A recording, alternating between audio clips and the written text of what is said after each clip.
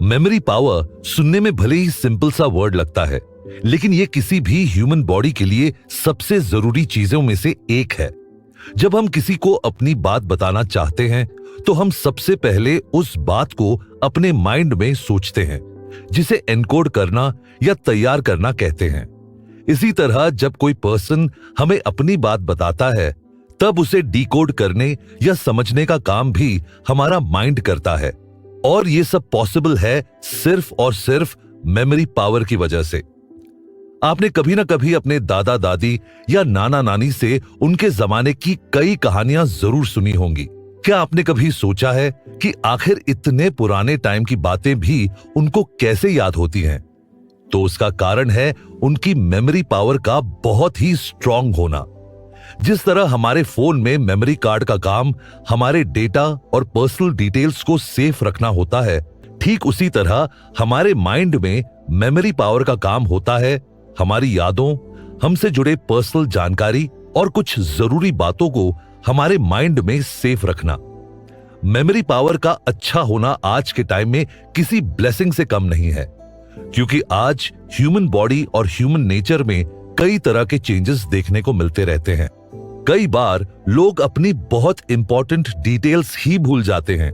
ये तो फिर भी ठीक है, लेकिन हद तो तब हो जाती है जब लोग ये भी भूल जाते हैं कि उन्होंने पिछली रात क्या खाना खाया था। आजकल तो ऐसा देखने को मिलता है कि लोग अपनी छोटी से छोटी और बड़ी से बड़ी जानकारी को अपने फोन में सेव करके रखते हैं, ताकि सही टाइम आने पर भूल ना जाएं। और इसी वजह से लोगों के साथ कई बार ऐसे इंसिडेंट्स हो जाते हैं जिससे वो अपना सब कुछ खो बैठते हैं।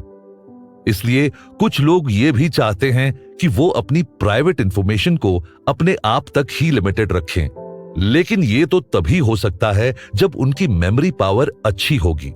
मेमोरी पावर से जुड़ी इन्हीं प्रॉब्लम्स और उनके सॉल्यूशन को जानने के लिए हम आपको सुनाने जा रहे हैं अरुण सागर आनंद जी की लिखी हुई किताब इंप्रूव योर मेमोरी पावर का बुक एक्सप्लेनेशन, जिसे सुनकर आप अपनी मेमोरी पावर को इंप्रूव करने के कई तरीके जान सकेंगे।